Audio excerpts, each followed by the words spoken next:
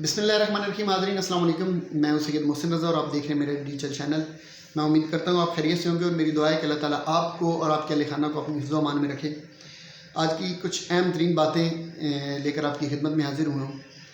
हाज़रीन, आजकल ना पाकिस्तान के एक प्राइवेट चैनल है, उस पर एक ड्रामा चल रहा है और ड्रामा का नाम है दुनिया पर। ये बेसिकली स्टोरी कुछ इस तरह की है। इस ड्रामा के अंदर जो मैं अगर ये कहें ना कि पाकिस्तान का जो नक्शा है या पाकिस्तान की जो सूरत हाल है, पाकिस्तान का जो सिस्टम है, उसकी जो डिपिक्शन अगर शानदार तरीके से किया ना, या बिल्कुल अगर रियलिस्टिक होकर करीब तरीन किसी ने अगर समझाने की कोशिश की है ना, तो वो यकीन करें इस ड्रामा के अंदर दिखाया गया है। अगर आप इस ड्रामा को जो लोग देख रहे हैं वो जानते होंगे, जो नहीं देखते उनको मैं सजेस्ट भी करूंगा कि एक दफ़ा मुल्की सिचुएशन और सूरत हाल को समझने के लिए आप ये ड्रामा ज़रूर देखिएगा। उसमें स्टोरी कुछ इस तरह है कि दुनिया पर बेसिकली एक इलाका का नाम है।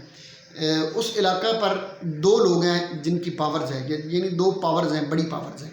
एक नवाब है और दूसरी जो बड़ी पावर है वो आदम्स हैं। अब आदम जो है ये भी बुनियादी तौर पर नवाबों की पुराने नमक हलाल होते हैं, यानी किसी वजह से इनका कोई नवाबों के साथ, ये जैसे बदमाश जो गुंडे पाले होते हैं ना लोगों ने, तो नवाबों का ये एक बदमाश पाला हुआ था जिसकी किसी वजह से नवाबों के साथ इख्तलाफात बने, तो उसने फिर अपना एक अलग गैंग बनाया और वो गैंग पावरफुल होता होता इतनी बड़ी ताकत पकड़ गया कि वो फिर नवाबों पर गालिब आ गया। अब दुनिया पर उसका राज है, दुनिया पर पूरी की पूरी ताकत उसके पास है। समझ लें कि दुनिया पर उसके कब्ज़े में है। दुनिया पर में उसकी मर्ज़ी के बगैर, उसके हुक्म के बगैर पता नहीं मिलता। और दूसरी क्या है कि वहाँ पे इदारों का उन्होंने क्या दिखाया कि जो फोर्सेज हैं, जो पुलिस है, बिलखुसूस पुलिस का कुछ नहीं चलता, पुलिस की कोई वहाँ पे वैल्यू है ही नहीं। इवन उनके इलाके में एक नया शख्स जो है वो SHO बन के जब उनके थाने में आता है तो वो करते क्या है कि उसको सबसे पहले उसकी इज़्ज़त अफजाई करते हैं। इज़्ज़त अफजाई इन द सेंस कि उसे पकड़ कर ले जाते हैं, अगवा कर लेते हैं, एक दो रात उसे अपने पास रखते हैं, उस पर तशद्दुद किया जाता है, फिर उसे आज़ाद करवाया जाता है और आज़ाद करके फिर उसे दुनिया भर के थाने में भेज दिया जाता है पूरी प्लानिंग के साथ। फिर उसके बाद एक प्रोटोकॉल दिया जाता है और थानों में भिजवाया, ताकि बताया ये जा सके कि जिस जगह पर तुम तशरीफ़ लाए हो ये तुम्हारा इलाका नहीं है, यहाँ पे हमारा बदमाशों का, गुंडों का हमारा राज चलता है। अब ये दो पावर वक्तन फ़ौक्तन आपस में टकरा रही हैं, कभी कोई गालिब आ जाता है, कभी कोई गालिब आ जाता है। लेकिन शुरू में जब मैंने ड्रामा देखा तो मतलब हैरत होती है मुझे भी कि ये कैसे पॉसिबिलिटी नहीं है कि एक ऐसी चीज़ पाकिस्तान में या कहीं पर दुनिया में ये हो सके कि इदारे जिसका बस ही नहीं चलता, बिल्कुल इदारे वहाँ पे बिल्कुल बेबस हैं, कोई कानून नहीं, कोई, ये मुमकिन नहीं होता आम तौर पे आम जिंदगी में। लेकिन फिर वो एक उसमें एक ट्विस्ट आता है अचानक। ट्विस्ट ये होता है कि अचानक एक नए ऑफिसर आते हैं, पुलिस ऑफिसर, और वो एक नई प्लानिंग करते हैं। उस प्लानिंग में वो क्या करते हैं, वो कहते हैं कि अब ताकत जो है ना उसको शिफ्ट किया जाए, और शिफ्ट करना होता है उन्होंने आदम्स जो हैं उनसे फिर नवाबों की तरफ ताकत को शिफ्ट करना चाह रहे होते हैं वो। अच्छा, वैसे इस ड्रामे की चूँकि जो अक्सबंदी की गई है, ये जो शूटिंग की गई है, वो सरगोदा के करीब एक तहसील है कोट मोमन के किसी इलाके में, उसका कुछ हिस्सा जो है वो वहाँ पे अक्सबंदी की गई है। फिर मुख्तलिफ एरियाज़ में भी उसके आगे वो, या तो बड़ी शानदार किस्म की ये डायरेक्शन है। कहा यह जा रहा है कि पाकिस्तान की तारीख का ये सबसे महंगा ड्रामा है। मेरे लिए इसमें जो इंटरेस्ट है बहरहाल वो इसकी चूँकि जो स्टोरी है और जो पाकिस्तान के हालात हैं आपस में जो चीज़ें मैच कर रही हैं, मेरी ये इंटरेस्ट है और यही मैंने आपसे आज शेयर भी करनी है। तो अब वो क्या करता है, वो कहता है कि अब क्यों ना पावर को जो है वो दूसरी तरफ शिफ्ट किया जाए। वो सबसे पहले वो क्या करता है कि वो आदम का जो सबसे बड़ा उनका सरबराह होता है, उसका नाम होता है नोरेज़, जो बेसिकली नुमान एजाज साहब ने जो रोल प्ले किया है, बड़े शानदार तरीके से वो रोल कर रहे हैं। वो वैसे भी पाकिस्तान के एक लीजेंड अदाकार हैं। तो वो सबसे पहले क्या करते हैं कि उसके ऊपर केस बनाकर उसे अरेस्ट करना होता है। वो उसकी अपनी एक सूरत हाल ऐसी बना लेते हैं, पैदा कर लेते हैं, जो मैं आपको नहीं बता रहा, आप ड्रामा में देखिएगा आपको ज़्यादा मज़ा आएगा कि उसमें फिर वो उसको अरेस्ट कर लेते हैं। इस अब गिरफ्तारी के दौरान एक दरमियान में एक हादसा पेश आता है। उस हादसे के नतीजे में पहले नुमान एजाज के बेटे को नवाब अगवा कर लेते हैं, फिर जब वो उसे वापस रिहा करते हैं तो उसके बदले में वो पूरे का पूरा दुनिया पर मांग लेते हैं। अब ये बेसिकली इसके पीछे एक कॉन्स्पिरेंसी चल रही होती है। वो बदले में पूरा दुनिया पर मांगते हैं तो दुनिया पर पूरे का पूरा फिर नवाबों के हाथ में चले जाता है, और नुमान एजाज अपनी बेटी की रिहाई के बदले में इवन साथ बेटी का रिश्ता भी देना पड़ जाता है। तो वो दुनिया पर जो है वो उनको दे देता है, बेटा अपना रिहा करवा लेता है। लेकिन रास्ते में होता ही है कि नवाबों का बेटा नुमान एजाज के बेटे को जब छोड़ने के लिए आ रहा होता है तो नुमान एजाज का बेटा और नवाबों का बेटा एक हादसा होता है। उस दौरान दोनों, वो हादसा भी बेसिकली किसी तकलीफ़ का नतीजा होता है।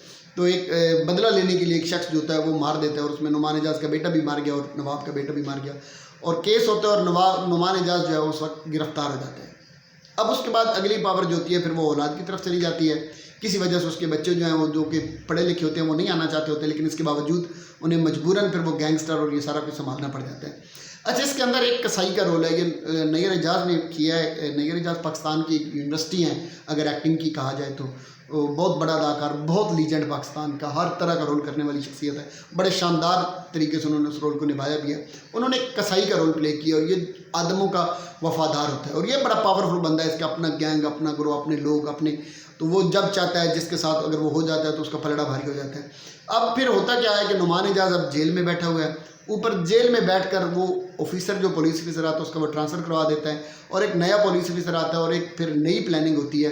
اس نئی پلاننگ کے تحت اب ادارے کہتے ہیں کہ اب ہم یہ چاہ رہے ہیں کہ یہ پاور جو ہم نے پہلے نوابوں کی طرف شفٹ کی تھی، اب چونکہ اوپر ایک پلان اور ہوتا ہے. یہ میں آپ کو ساتھ بتا دوں کہ پھر اوپر تیسری طاقت ہوتی ہے. وہ تیسری طاقت ادارے ہوتے ہیں. اب جب آگے آگے ڈرامہ چل رہا ہے تو سمجھ آ رہی ہے کہ یہ سارا کھیل اداروں کا اپنا ہوتا ہے. انہوں نے آدم بھی ان کی پیداوار ہے، نواب بھی ان کی پیداوار ہے. وہ جب جس کو چاہتے ہیں طاقتور کرنا وہ طاقتور کو اس کی طرف موڑ دیتے ہیں. اگر انہوں نے چاہا کہ اب آدم طاقتور رہے تو انہوں نے آدموں کو طاقت دے دی تھی. جب انہوں نے کہا کہ نہیں پاور نوابوں کی طرف آنی چاہیے، آدموں کی طرف دانت نکل رہے ہیں، تو انہوں نے اٹھا کر ادھر شفٹ کر دی. پھر انہوں نے ایک نیا پلان کیا اور اس میں وہ دکھایا بظاہر انہوں نے یہی ہے کہ اس میں آدم بھی رضامند ہے، لیکن ان کی اپنی پلاننگ، ایک میٹنگ ہوتی ہے اور اس میں وہ پاور کو 2 حصوں میں تقسیم کر دیتے ہیں. یعنی آدھا دنیا پر وہ نوابوں کو دے دیتے ہیں، آدھا دنیا پر جو ہوتا ہے وہ آدموں کے پاس چلا جاتا ہے.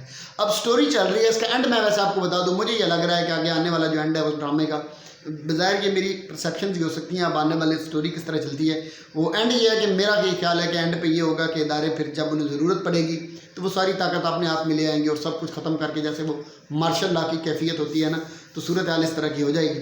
آگے سچویشن اس طرح کی بنتی جا رہی ہے بہرحال. تو اس وقت تک سچویشن یہ ہے کہ ایک طرف آدم ہے، ایک طرف نواب ہے، درمیان میں کسائی ہیں. آدم جو ہیں جب وہ دیکھتے ہیں کہ کسائی ان کے لیے بڑی قربانیاں دیتے ہیں، پھر ایک ٹائم پہ ایسا آتا ہے کہ وہ کسائیوں کو نوابوں کے ہاتھوں میں مروا دیتے ہیں. جو کسائی مرتے ہیں پھر اس کا بدلہ لینے کی بجائے ایک ڈیل ہو جاتی ہے، اس ڈیل کے تحت وہ دنیا پر آدھا آدھا تقسیم کر دیتے ہیں. اب یہ میں نے آپ کو ایک شارٹ کر کے سنانے کی کوشش کی ہے 5-7 منٹ میں، 10-15 ایپیسوڈ کا یہ سارا ڈرامہ جو تھا. باقی آپ دیکھیں گے تو آپ کو سمجھ آ جائے گی اس میں پاکستان کے لیے کیا ہے. سوال یہ ہے اب ہمارا جو ملک ہے نا، یہ بنیادی طور پر اسی طرح چلایا جا رہا ہے. ایک اوپر بہت بڑی پاور بیٹھی ہوئی ہے.